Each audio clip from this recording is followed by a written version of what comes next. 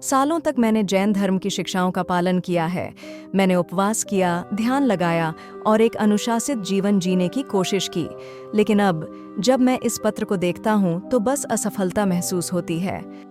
मैंने सोचा था मेहनत करके शांत जीवन और सफलता पा सकता हूँ, लेकिन जितनी भी कोशिश कर लूँ, लगता है मैं कभी काफ़ी नहीं हूँ। क्या सच में सब कुछ सिर्फ मुझ पर ही है?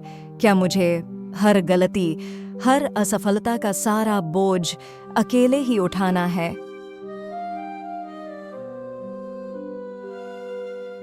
अनया, यह रिपोर्ट चिंताजनक है, लेकिन तुम्हें समझना होगा, यह सिर्फ इस जीवन की बात नहीं है। ये स्वास्थ्य समस्याएं तुम्हारे पिछले जन्मों के कर्म का परिणाम है। यही कारण है कि हम उपवास करते हैं और ध्यान लगाते हैं, ताकि उस कर्म को खत्म कर सके और अपनी आत्मा को शुद्ध कर सके। लेकिन माँ, चाहे मैं जितना भी कर लूं, ऐसा लगता है कि यह कभी भी पर्याप्त नहीं होता। मैंने उपवास किया, ध्यान लगाया और एक पवित्र जीवन जीने की कोशिश की, लेकिन मैं अब भी यही हूँ, इन सब का सामना कर रही हूँ। तुम्हें इस प्रक्रिया पर भरोसा करना होगा बेटा। यह तुम्हारी यात्रा है और केवल अनुशासन और त्याग के माध्यम से ही तुम्हें शांति मिलेगी। रवि, मैं बहुत परेशान हूँ। मेरी माँ कहती हैं कि मेरी सेहत की परेशानियाँ मेरे पिछले जन्मों के कर्मों की वजह से हैं, लेकिन मैं कुछ भी कर लूँ, ऐसा लगता है जैसे मैं डूब रहा हूँ। अनाया, ये सुनकर बहुत दुख हुआ। लगता है तुम एक बड़ा बोझ उठा रही हो। क्या मैं तुम्हारे लिए प्रार्थना कर सकता हूँ? मेरे लिए प्रार्थना? पता नहीं, लेकिन हाँ, मुझे लगता है ये अच्छा रहेगा। प्रभु, मैं अनाया को आपके सामने लाता हूँ। आप उसकी परेशानियां और दर्द देखते हैं। कृपया उसे शांति और आराम दें। उसे अपना प्यार और कृपा दिखाए और उसे याद दिलाए कि ये बोझ उसे अकेले उठाने की जरूरत नहीं है। आमीन। शुक्रिया रवि, ये कुछ अलग सा लगा। जब मैंने माँ को बताया तो उन्होंने कहा, ये मेरे कर्म हैं, लेकिन तुमने मुझे कुछ नहीं कहा या ये नहीं बताया कि ऐसा क्यों हो रहा है। तुमने बस मेरे लिए प्रार्थना की। क्यों? क्योंकि यही तो भगवान हमारे लिए करते हैं। 1 पतरस 5:7 में लिखा है, अपनी सारी चिंताओं को उस पर डाल दो, क्योंकि वह तुम्हारी परवाह करता है।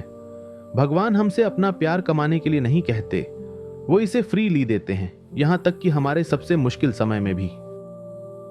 रवि, मैं तुम्हारी बात के बारे में सोच रही थी, लेकिन क्या यह थोड़ा ज्यादा आसान नहीं है? बस यीशु पर भरोसा करना और सब माफ हो जाना।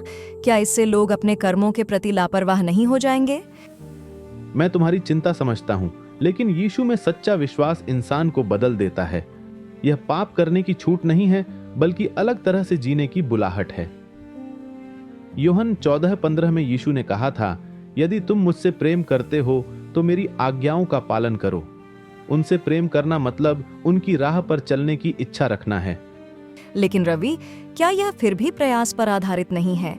अगर कोई आज्ञाओं का पूरी तरह पालन नहीं करता, तो क्या वह असफल नहीं हो रहा? यह दूसरे धर्मों से कैसे अलग है जो कर्मों पर जोर देते हैं? यह एक बहुत अच्छा सवाल है। फर्क यह है कि ईसाई धर्म में उद्धार हमारी पूर्णता पर निर्भर नहीं करता। इफिसियों 2:8-9 में लिखा है, क्योंकि तुम्हारा उद्धार विश्वास के द्वारा अनुग्रह से हुआ है, और यह तुम्हारी ओर से नहीं, यह तो परमेश्वर का वरदान है, कर्मों के द्वारा नहीं, ताकि कोई घमंड न करे। उसकी आज्ञाओं का पालन उसकी प्रेम के प्रति हमारी प्रतिक्रिया है, न कि उद्धार पाने की शर्त।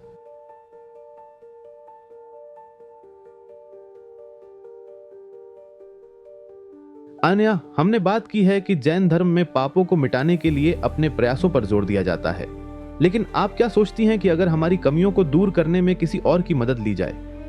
हम ये सोचकर थोड़ा अजीब लगता है कि कोई और आकर मेरी गलतियों को ठीक करे। क्या ये सही नहीं है? हमें अपनी गलतियों की जिम्मेदारी खुद नहीं लेनी चाहिए? यह बात सही है, लेकिन इसे ऐसे सोचो, अगर एक पिता देखे कि उसका बच्चा नदी में डूब रहा है, तो क्या वह इंतजार करेगा कि बच्चा खुद को बचा ले, या वह तुरंत कूदकर उसे बचाने की कोशिश करेगा, यह जानते हुए कि बच्चा अकेले ऐसा नहीं कर सकता? यह सही बात है। तो ईसाई धर्म में क्या भगवान उस पिता की तरह हैं जो हमें बचाने के लिए कदम उठाते हैं? बिल्कुल सही, और यही कारण है कि यीशु का बलिदान इतना महत्वपूर्ण है। उन्होंने हमारे पापों का मूल्य चुकाया क्योंकि हम खुद इसे नहीं चुका सकते थे। यह न्याय की बात नहीं है, यह प्रेम की बात है। तो जब ईसाई कहते हैं कि यीशु का बलिदान उन्हें बचाता है, तो क्या उनका मतलब होता है कि उन्होंने यह स्वीकार कर लिया है कि वे अपनी गलतियों को खुद ठीक नहीं कर सकते और इस पर भरोसा कर रहे हैं कि वह इसे उनके लिए करेंगे? बिल्कुल सही कहा। और यह सिर्फ गलतियों को सुधारने के बारे में नहीं है, यह भगवान के साथ अपने रिश्ते को ठीक करने के बारे में है। पाप हमें उनसे अलग कर देता है, लेकिन यीशु उस दूरी को पाटते हैं।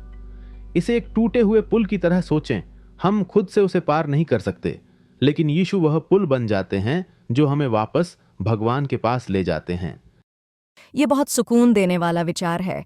तो इसका मतलब है कि ईसाई लोग परफेक्ट बनने की कोशिश करने के बजाय भगवान पर भरोसा करते हैं और उनकी शिक्षाओं का पालन करते हैं। बिल्कुल सही। और यह भरोसा उन्हें बेहतर जीवन जीने के लिए प्रेरित करता है, डर से नहीं बल्कि प्रेम और कृतज्ञता से।